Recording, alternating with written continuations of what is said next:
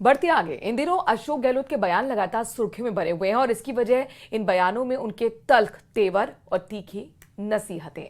दरअसल हाल ही में एक बार फिर अशोक गहलोत ने एक ऐसा बयान दिया है जिसने प्रदेश की सियासत को सुलगा दिया, और ये बयान है हिंदू राष्ट्र को लेकर। एक रिपोर्ट में देखिए।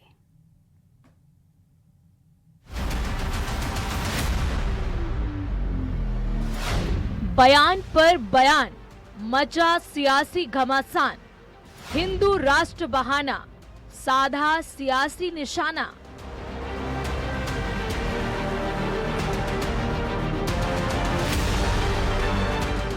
पूर्व मुख्यमंत्री अशोक गहलोत के एक नए बयान ने राजस्थान की सियासत में जबरदस्त भूचाल ला दिया है। गहलोत ने एक बड़ा और सीधा दावा करते हुए कहा कि देश हिंदू राष्ट्र बन चुका है और अब इसकी सिर्फ औपचारिक घोषणा होना बाकी है। गहलोत ने बेहद तल्ख लहजे में आरोप लगाया कि देश के भीतर अल्पसंख्यकों को लगातार निशाना बनाया जा रहा है। इनके हौसले बढ़ते रहेंगे ना। अभी मुस्लिम माइनॉरिटी, फिर क्रिश्चियन माइनॉरिटी, फिर सिख माइनॉरिटी भी आ रही है। कभी इनके ये कुछ भी कर सकते हैं। जैन और फारसी आप समझते हो तो कभी खुद ही समझ जाएंगे भाई क्या हो रहा है। हमले को और तेज करते हुए अशोक गहलोत ने यहां तक कह दिया कि मौजूदा दौर में देश के भीतर डर, खौफ और दबाव की राजनीति अपने चरम पर पहुंच चुकी है और देश के लोकतंत्र को मजबूत रखने वाली तमाम संवैधानिक और लोकतांत्रिक संस्थाएं दिन ब दिन लगातार कमजोर होती जा रही हैं। सोच समझ के बोल रहा हूँ, इस पार्टी पे और आरएस पे बैन लगाया, बैन खुला भी है। आज आरएस यहाँ तक आई, मैं फिर कहूँगा, कांग्रेस की जो अप्रोच थी सॉफ्ट, उसके कारण 100 साल निकाल दिए इन्होंने। इनकी जो हरकतें हैं उस टाइम से अगर कांग्रेस बिहेव करती इनके साथ में, बीजेपी आरएस के साथ में, तो ना तो बीजेपी पनपती थी और ना ये पनपती, मैं कह सकता। उधर गहलोत के इन तीखे आरोपों पर बीजेपी ने भी फौरन पलटवार किया और दावों को सिरे से खारिज कर दिया। बीजेपी का साफ कहना है कि अपनी ही पार्टी में हाशिए पर चल रहे अशोक गहलोत सिर्फ सुर्खियों में बने रहने के लिए इस तरह की बयानबाजी कर रहे हैं। अपनी ऑर्थोडॉक्स बातों को लेके केवल अपनी खींच मिटाने के लिए कि उनको आलाकमान बुला नहीं रहा है, आलाकमान उनसे मिल नहीं रहा है, खींच मिटाने के लिए इस तरह की बयानबाजी करना बिल्कुल ठीक नहीं है। पिछले 2-3 दिनों से ध्यान आकर्षित करने के लिए जो बयानबाजी अशोक गहलोत जी कर रहे हैं, उसका राजस्थान की जनता में अच्छा इंप्रेशन नहीं है कि संवैधानिक पद पे रहा हुआ व्यक्ति इस तरह की बात कर रहा है। बहरहाल चुनाव और बदलते समीकरणों के बीच गहलोत के इस बयान ने देश और प्रदेश के सियासी माहौल में नई और गंभीर बहस छेड़ दी है। अब देखना दिलचस्प होगा कि आखिर इस बड़े सियासी बयान के पीछे के असली मायने और नैरेटिव क्या हैं। Bureau report, news 18। और चलिए खबरों में आगे बढ़ते हैं। कोटा से आपको बड़ी खबर बताएंगे, जहां स्टूडेंट्स के साथ राहुल गांधी का आज संवाद होना है। कोचिंग और स्कूली छात्रों से आज राहुल गांधी बात करेंगे और दोपहर 3 बजे एयरपोर्ट पर उतरेंगे राहुल गांधी। फिर बताया जा रहा है कि शाम करीब 6 बजे दशहरा मैदान में स्टूडेंट्स जो होंगे उनसे संवाद होगा। कोचिंग सिटी से कांग्रेस का देशव्यापी आंदोलन शुरू हो रहा है। तो देखिए, 2 आज बड़ी खबरें हैं जिस पर निगाह रहने वाली है। एक तो आपने देखा कि किस तरीके से 450 साल पूरा हो रहे हैं हल्दी घाटी के, और जिसमें महाराणा प्रताप की विजय एक पर्व के रूप में आज मनाया जाना है। तो वहीं दूसरी तरफ से कांग्रेस के लिए भी आज बहुत बड़ा दिन है। आज राहुल गांधी खुद कांग्रेस के तमाम बड़े नेताओं के साथ आंदोलन, देशव्यापी आंदोलन की शुरुआत कोटा से करने वाले हैं, जहां पर छात्रों के साथ संवाद भी होगा। तो ऐसे में प्रदेश कांग्रेस कमेटी के मुताबिक नीट पेपर लीक और प्रतियोगी परीक्षाओं में घोटालों के खिलाफ पार्टी देशव्यापी आंदोलन की शुरुआत करने जा रही है और इस अभियान की शुरुआत आज कोटा से होगी। हिमांशु हमारे साथ जुड़ गए हैं कोटा से। हिमांशु, आज राहुल गांधी कोटा पहुंच रहे हैं, स्टूडेंट्स के साथ संवाद करेंगे और जो एक अभियान अब कांग्रेस चलाने जा रही है, इसकी शुरुआत आज से कोटा से की जा रही है।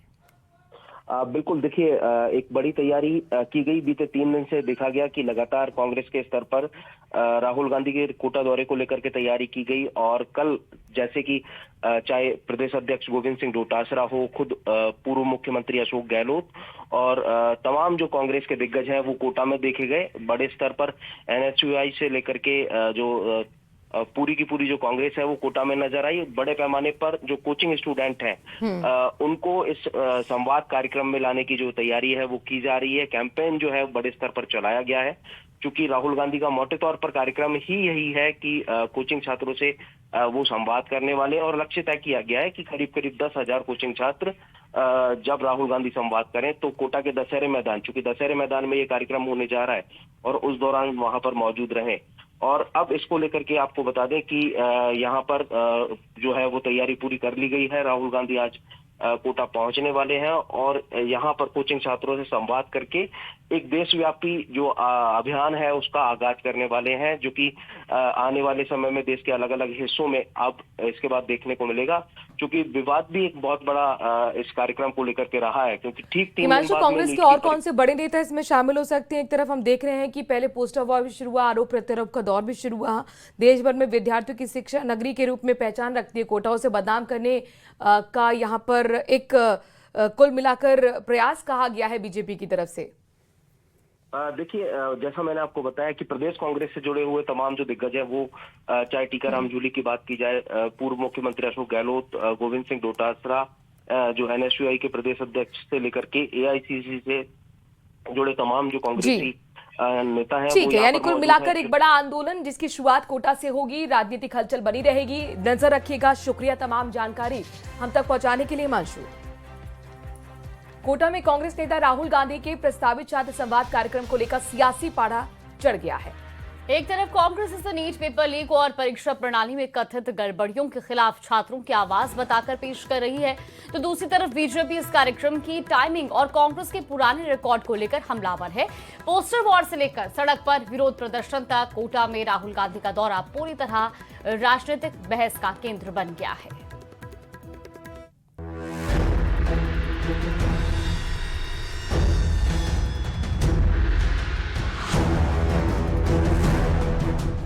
राहुल के दौरे पर सियासी घमासान, कोटा में पोस्टर वॉर, सड़क पर तकरार, छात्र संवाद से पहले बीजेपी कांग्रेस में जंग।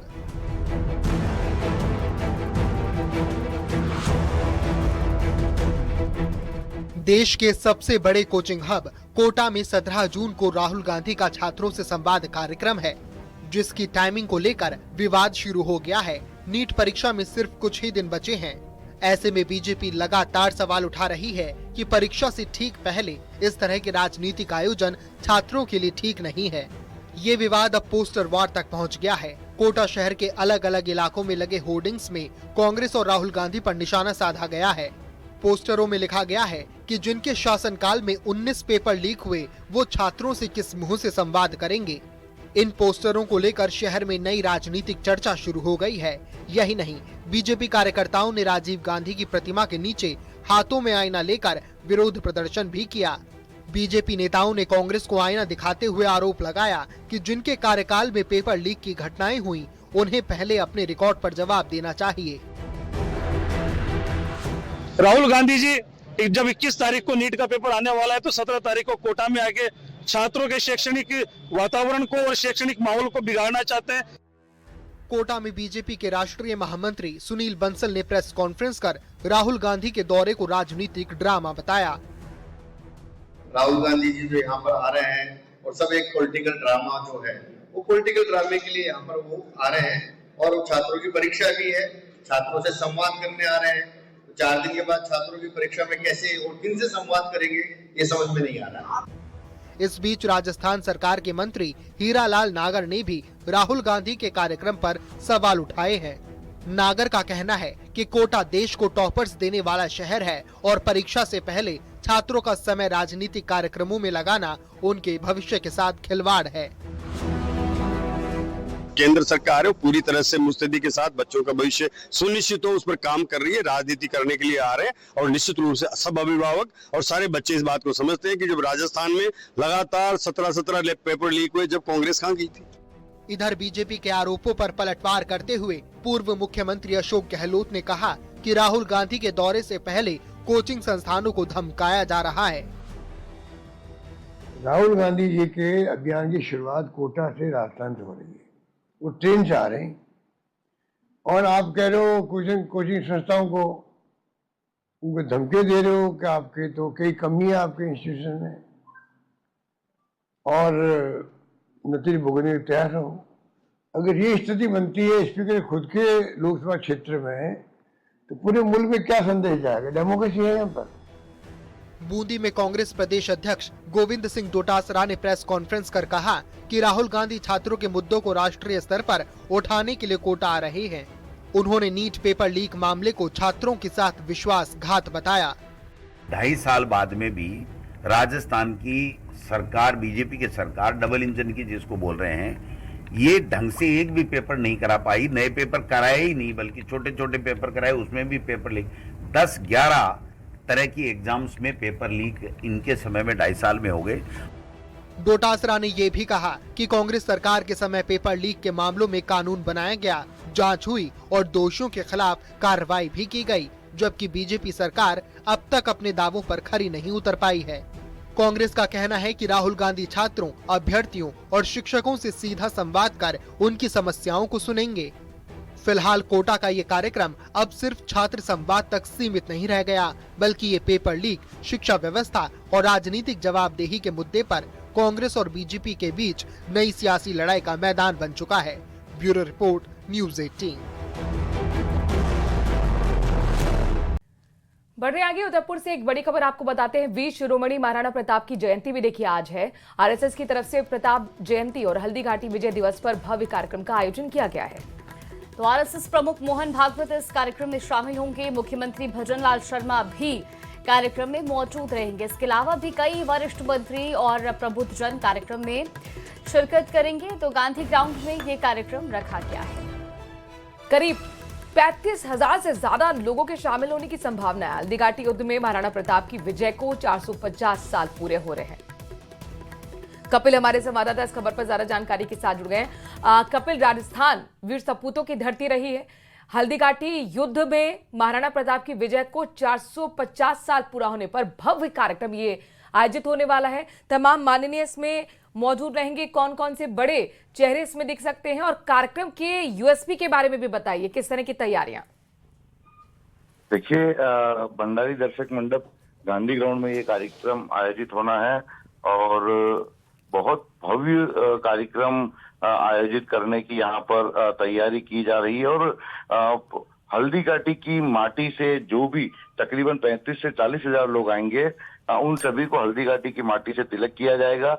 इस कार्यक्रम का जो मुख्य उद्देश्य वो यही है, क्योंकि बरसों तक किताबों में ये पढ़ाया गया कि हल्दीघाटी का जो युद्ध था, महाराणा प्रताप और अकबर की सेना के बीच जो युद्ध था, वो युद्ध अनिर्णित रहा था। लेकिन उसके बाद में पिछले कुछ वर्षों में शोधकर्ताओं ने इस बात की पुष्टि की कि महाराणा प्रताप ने हल्दीघाटी का युद्ध जीता था।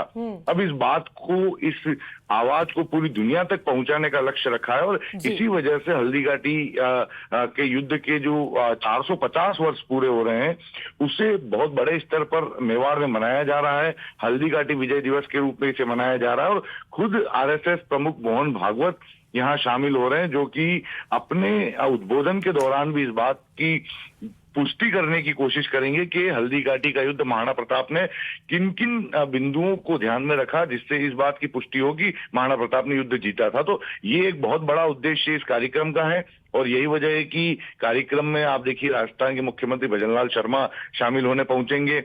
इसके अलावा दोनों मुख्यमंत्री कार्यक्रम में शामिल होंगे, कई सारे मंत्री शामिल होंगे और कई प्रबुद्ध जनों को निमंत्रण दिया गया है। पद्मश्री, पद्म विभूषण जिन्हें मिल चुके हैं, उन लोगों को निमंत्रण दिया गया है। संघ के राजस्थान स्तर के कई वरिष्ठ प्रचारक उदयपुर पहुंचे हैं। इसके साथ ही अखिल भारतीय स्तर के आरएसएस के जो पदाधिकारी हैं, वे कार्यक्रम में शामिल होंगे और 35,000 से ज्यादा लोगों के शामिल होने की संभावना है, जो कि इस कार्यक्रम में शामिल होकर हल्दीघाटी युद्ध महाराणा प्रताप ने जीता था, इस बात का उद्घोष करेंगे। जी बिल्कुल, कार्यक्रम के लिए बकायदा 2 लाख स्क्वायर फीट का पंडाल भी सजाया गया और हल्दीघाटी की पवित्र मिट्टी से महाराणा प्रताप की कलाकृतियां भी बनाई गई हैं। कपिल, बिल्कुल, देखिए महाराणा जो पंडाल है उसे बहुत भव्यता दी गई है, क्योंकि बड़ी तादाद में लोग पहुंचेंगे। इसके अलावा जो मंच बनाया गया है, उस मंच के ठीक पास में हल्दीघाटी की मिट्टी मिलाकर, काली मिट्टी से 3 स्टेचू बनाए गए। एक महाराणा प्रताप की अश्वारूढ़ प्रतिमा बनाई गई है मिट्टी से कुंभलगढ़ का किला मिट्टी से बनाया गया और चित्तौड़गढ़ किले का प्रमुख विजय स्तंभ जो है वो भी हल्दी घाटी की माटी मिलाकर बनाया गया है। इसके साथ ही देखिए मैंने पहले ही बताया कि जो जितने भी लोग आएंगे उन सभी का तिलक हल्दी घाटी की पवित्र माटी से किया जाएगा, क्योंकि मेवाड़ अंचल में साथ ही समूचे देश में हल्दी घाटी की जो माटी है उसे काफी पवित्रता से देखा गया, तो उस माटी से सभी का यहाँ पर तिलक किया जाएगा। जी तो कुल मिलाकर जो भी वहां पर आने वाला है हर व्यक्ति को इतिहास के गौरव की याद दिलाई जाएगी। बहुत बहुत शुक्रिया कपिल, इस भव्य और बड़े कार्यक्रम पर नजर बनाए रखिएगा, आपसे अपडेट्स लेते रहेंगे।